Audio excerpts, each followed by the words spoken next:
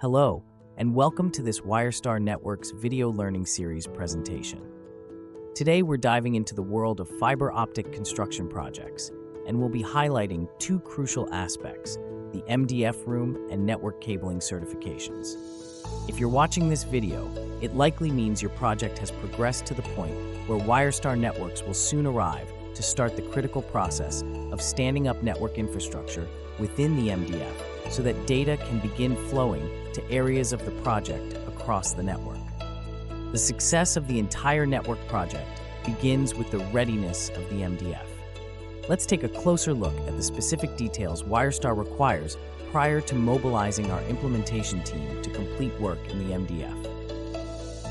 We'll start today by highlighting the primary construction items that must be accomplished in the MDF. As we know, fiber optic cables are the backbone of modern communication, enabling high-speed internet, crystal-clear phone calls, and so much more.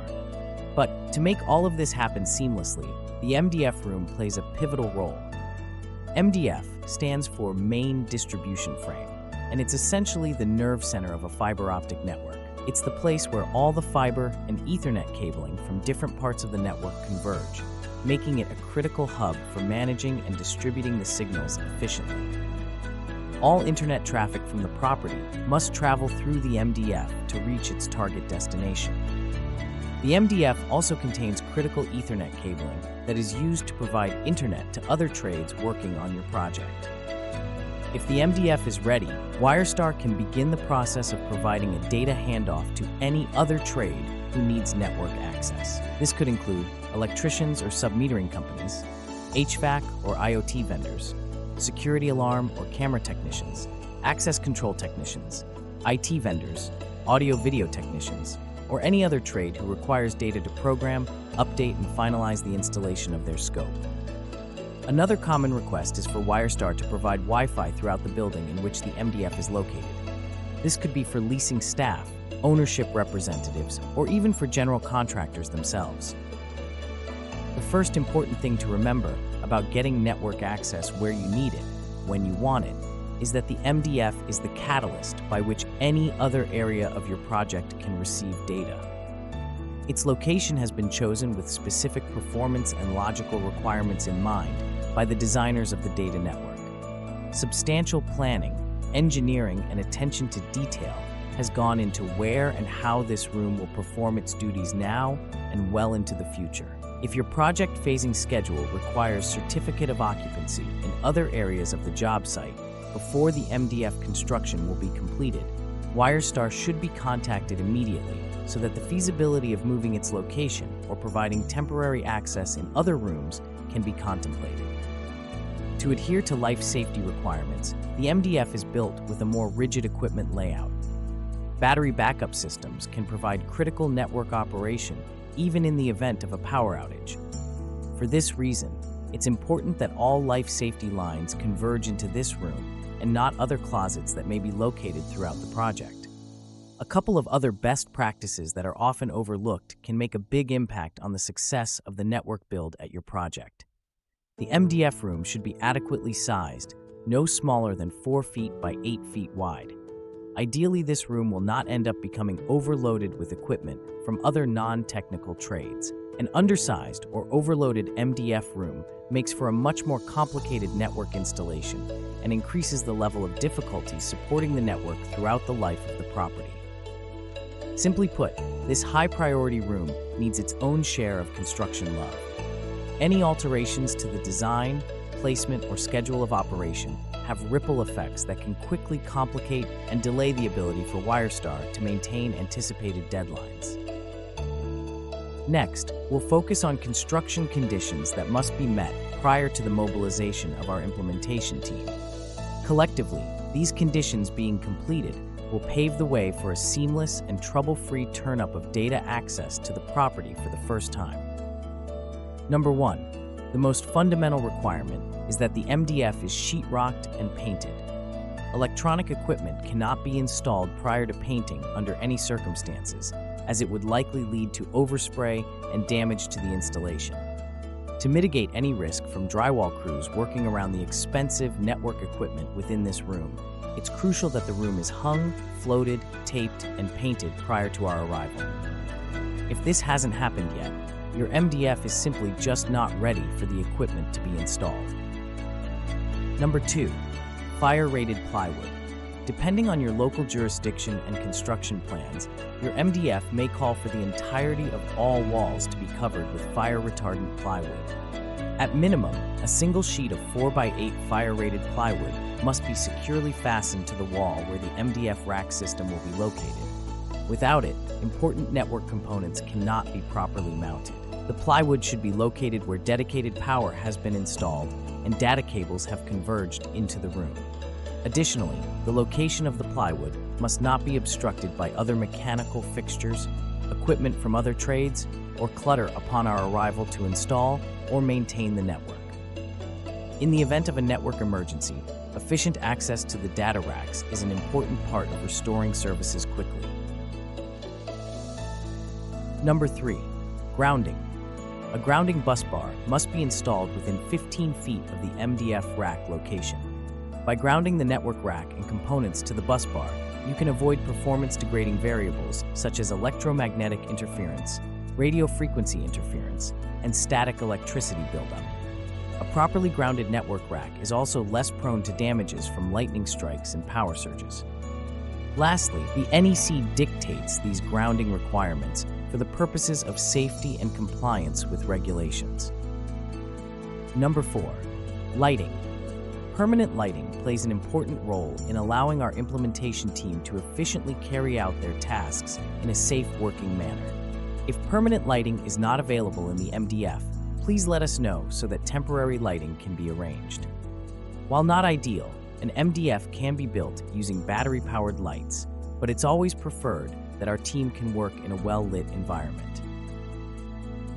Number 5, secured access. Once the implementation team has begun installing network electronics, the MDF room must remain locked while a WireStar technician is not present. Restricting access to the room ensures that unauthorized changes or theft of equipment does not occur. WireStar should be given access to a physical key for the duration of time that we are on site standing up network components. We are happy to return the key upon our departure and coordinate future access to the room through the on-site maintenance team. Number 6, climate control. Mini splits and forced air ducts are the two most common types of climate control in an MDF closet. These systems should be operational while the MDF is being constructed. Condensate and condenser lines must not be run in such a way that would expose the network rack and electronics to moisture. If the HVAC system is not ready upon our arrival, WireStar will ask for information about when it is anticipated to be operational. The optimum temperature in the MDF should remain between 68 to 72 degrees to maximize the longevity of the network components. Please let WireStar know if there are any substantial delays anticipated for the operation of the climate control system. Number 7, permanent power. The MDF should contain at minimum one dedicated 20-amp power outlet, with the preference that 2 dedicated power outlets are available for use. These outlets should be live and stable prior to our arrival. WireStar understands the complexity of a new construction project. We realize that testing and verifying the operation of breakers throughout rooms or the entire property is necessary to pass inspections and troubleshoot electrical issues that have arisen which need to be repaired. With that in mind, it's critical that we communicate the importance of having a permanent and reliable power source in the MDF room. While the MDF rack contains a battery backup system, it's only designed to operate equipment for a couple hours.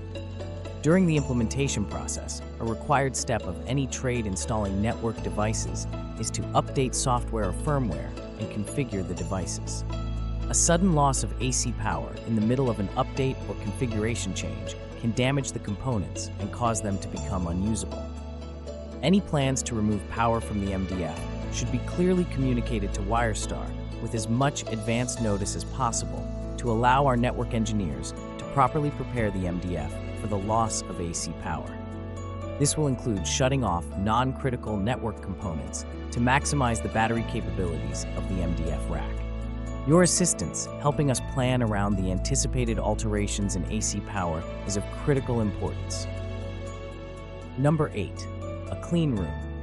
Our implementation team expects to arrive to a room that is free of clutter, dust, debris, and other signs of construction. More than any other trade, WireStar must maintain a heightened awareness of dust and debris. This stems from the sensitive nature of fiber optic cables. While patching in components to the fiber network, WireStar must ensure that connections do not become contaminated with dust. Even a single speck of dust within a fiber optic connection point is enough to cripple any data traffic flowing over the fiber. Our technicians will inspect and clean every fiber connection that is made within the MDF closet. But with that in mind, ensuring that the room is as dust-free as possible will help to ensure a smooth and on-time installation. Number 9. Conduit pathways. On certain job sites, WireStar has been hired to not only install the electronics package, but also to run fiber optic cables to other areas of the project. Nothing can halt progress of our installation quite as quickly as a blocked conduit path or a long conduit pathway that was not properly prepared with sequentially marked mule tape. It is critical that any conduit systems that were called for in the construction documents have been installed, lined with mule tape, and proofed within 14 days of our arrival to the job site. If WireStar mobilizes to a job site and is delayed due to missing or damaged conduit systems at the property, it's likely that a remobilization fee or change order will apply. Spending just a little bit of time checking on the status of the conduit network before our arrival will go a long way to ensuring that our team doesn't run into any snags that could have been predicted before we travel to your project. Reach out to your dedicated WireStar project contact with any questions about the conduit systems at the property. We're happy to assist. All right, you've made it this far, and you're doing great. Thanks for sticking with us. We know that completing a lengthy checklist this close to the end of a project is nobody's favorite thing to do. With all of these requirements outlined, it's important that you know how to relay information over to WireStar. We've made this super easy for you to do. The QR code shown on your screen will take you to our MDF Readiness checklist. This online form is multiple choice and can be completed in less than 2 minutes.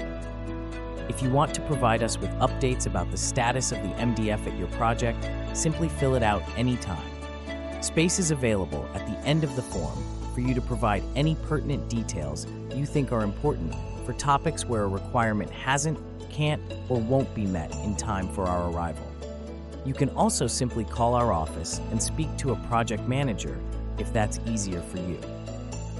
Now that the MDF has been covered, it's time to shift gears a bit and talk about the fiber optic cables and Ethernet cables that converge in this room.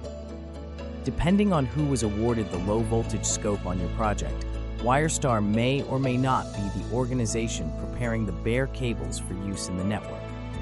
The process of preparing cables is referred to as termination. More than any other factor in a data network, the quality of terminations to fiber and Ethernet cables can affect how well the electronics hooked to the network perform. Once the network has been installed, WireStar must maintain all connections to end users for a minimum of 5 years. The ability for WireStar or an end user to plug a device into the network and experience the expected results hinges on the specific methods used to trim out the data cabling. In almost all projects we're involved with, the design of the network has been performed by a qualified consulting agency who is well aware of the importance of this step in construction. The American National Standards Institute provides the governing standards for the quality of work in a telecommunications network. These quality requirements are outlined in the 568B publication authored by the Telecommunications Industry Association. It is highly likely that the construction documents for your project reference this call-out as the standard to which the low-voltage cabling at the property needs to be installed. If WireStar is hired to perform the low-voltage terminations at the project, you can have assurance that our technicians are equipped with the proper training, tools, and experience to deliver a structured cabling plan to the specifications required by ANSI TIA 568B. Unfortunately, it is all too common that we see these standards being left behind, even in some circumstances, by low-voltage contractors. The ANSI TIA 568B standards dictate precise parameters for the termination practices of network cabling. Here are the most common mistakes we see in a low-voltage network that must be avoided at all costs. 1. Ethernet terminations where the conductors were untwisted too far during completion. 568B calls for the individual pairs of conductors in a category Ethernet cable to be untwisted no more than 1/2 inch. It may not seem important, but a cable certification machine will quickly reveal the performance problems that out-of-spec cables will present to the electronic devices plugged into them. WireStar pays particularly close attention to the amount of wire untwisted at the connection points within the network. If a systemic problem is found on the job site, it likely will have significant implications for the way our equipment operates. A properly terminated Ethernet cable will easily perform at speeds of 1 gigabit per second or up to 10 gigabits per second. We are contractually obligated in most cases to uphold stringent network performance, and oftentimes must maintain a 1 gigabit per second speed all the way into the unit. In a network where out-of-spec terminations have been performed, it is common for WireStar to see issues with link speed, such as a link at only 10 or 100 megabits per second, or for the device not to power at all once connected. Issues with link or link speed can be likened to walking through quicksand. The QR codes above will provide valuable information related to the importance of this topic and are at your disposal. A quick look at an informative article issued by truecable.com is available by scanning the QR code on the right to see actual performance results from Category 6 cables that were tested with different untwist lengths. The tests were conducted with a Fluke DSX 8000 cable certifier, widely regarded as the gold standard machine for network certification. A scan of the QR code on the left will take you to the TIA 568 standards PDF document directly. We encourage you to use this information if you find it helpful. The second most common obstacle encountered during implementation is dirty or bent fiber optic cables. As we outlined in an earlier part of the video, a dirty fiber optic cable can have significant performance impacts to the network. The same can be said for fiber optic cables that have been installed without adherence to the minimum bend radius called for by the manufacturer for that type of fiber. Since fiber optic networks use lasers to transmit light across the glass inside the cable, they are particularly sensitive to tight bends. With the proper testing equipment, it's possible to trace the performance of a fiber optic cable from start to finish. A properly trained fiber optic technician is crucial when it comes to finishing out the terminations, as they will understand all the dynamics that can cause the fiber cable to perform poorly or not at all. Since the MDF closet is in almost every case connected to additional IDF closets across the fiber optic cables, it is particularly important that our interconnection links have the ability to perform to their highest speed, 10 gigabits per second. This helps to ensure that the right amount of data is getting back to the MDF, and that users in a specific area of the property are not experiencing bottlenecks due to hidden quality issues on the fiber network. Lastly, and most importantly, the third most common obstacle encountered prior to our arrival is inadequate testing of the low-voltage cabling. Proper testing of the cabling network will ensure that none of the problems just mentioned are hiding out in your construction project. This is information that WireStar requires prior to a mobilization if the project calls out the 568 standards. The ANSI TIA standards, along with other governing publications by the Telecommunications Industry Association, specify the performance requirements of various types of communications cabling. In short, these performance metrics can only be verified through a proper cable certification test by an adequate testing machine. Vastly different than a simple continuity test, which only verifies cable length, that cables are not cut, or that the conductors were arranged in order, a full certification actually transmits data signals onto the wire prior to the installation of electronics. Through advanced technology called time domain reflectometry, these testing machines can quickly identify variables that may exist at any point throughout the length of cable that can cripple its ability to perform at a high level. It's important for the requirement to perform proper cable certification to be understood and acknowledged. If the construction documents explicitly state that certification of the cabling was required, WireStar will anticipate seeing the properly formatted reports, proving that the quality of work performed on terminations allows the cabling to achieve the requirements of all applicable ANSI TIA publications. Since issues plugging into low-voltage networks is one of the most common obstacles we encounter while our implementation technicians are traveling away from home, we have adopted a strict policy prohibiting the installation of electronics prior to the delivery of certification reports. It is all too common to uncover a complete lack of awareness about this topic very late in a construction schedule by stakeholders of all types within the project. While it is often a difficult conversation, the implications of it are far-reaching for all parties involved. WireStar will always advocate on behalf of our clients to ensure that our insights and experience tackling shortcomings in low-voltage networks assists in the delivery of a properly installed and certified cabling plant. The timely delivery of cabling certs ahead of the MDF launch are a critical path item necessary for timelines to be met and for the network to be installed. All concepts covered today also apply in their entirety to the mobilization requirements to prepare IDF closets that will connect the various parts of the site's network to the MDF.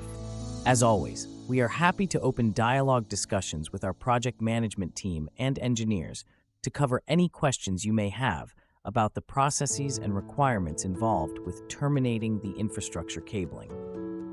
WireStar has valuable resources available for any stakeholder needing additional information about ANSI standards, termination techniques, or proper certification of the cables. Congrats, you've made it to the end.